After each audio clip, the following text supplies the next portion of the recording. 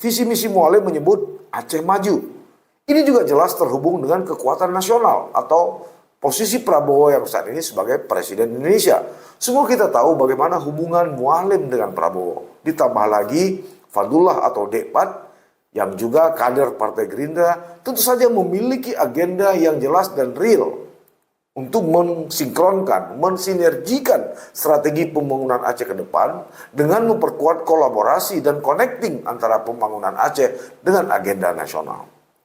Dan itu menurut saya sahabat titik balik sangat masuk akal. Sebab kita tidak mungkin memisahkan diri dari agenda pemerintahan nasional.